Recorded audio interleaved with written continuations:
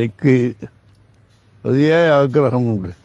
ഇവിടെ മുസ്ലിംകളും പണ്ഡിതന്മാർ പ്രത്യേകിച്ചും രണ്ട് വിഭാഗമായി പോകാൻ പാടില്ല എന്നും എല്ലാവരും യോജിച്ചുകൊണ്ട് പ്രവർത്തിക്കുകയാണ് രാജ്യത്തിൻ്റെയും ജനങ്ങളുടെയും നന്മയെന്നും ഞാൻ മനസ്സിലാക്കുന്നത് കൊണ്ട് എനിക്കതിൽ വളരെയധികം ആഗ്രഹമുണ്ട്.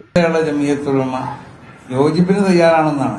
അത് യോജിപ്പിന്റെ സ്വഭാവം എങ്ങനെയാണെന്നുള്ളത് ലയന രൂപത്തിലോ അല്ലെങ്കിൽ പൊതു മേഖലയിലുള്ള യോജിപ്പോ അതെന്തോന്നുള്ളത് പിന്നെ കൂടി ആലോചിക്കേണ്ടതാണ്.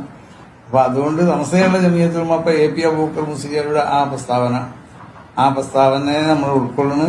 എല്ലാ നിലക്കും നമ്മൾ അതിന് വേണ്ട എല്ലാ വിട്ടുവീഴ്ചയൊക്കെ ചിലപ്പോൾ ചെയ്യേണ്ടി വരും, അങ്ങോട്ടും ഇങ്ങോട്ടും ഒക്കെ.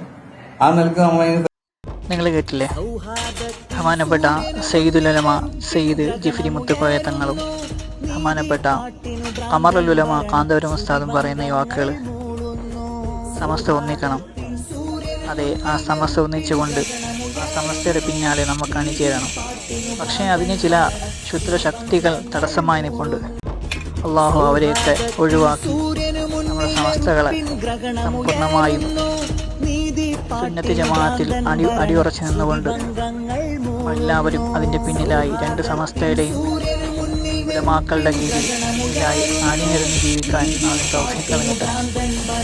ആ ഉസ്താദുമാർക്ക് പണ്ഡിതന്മാർക്ക് ആഫിയത്തുള്ള ആരോഗ്യമുള്ള ദീർഘായുസ് നൽകട്ടെ.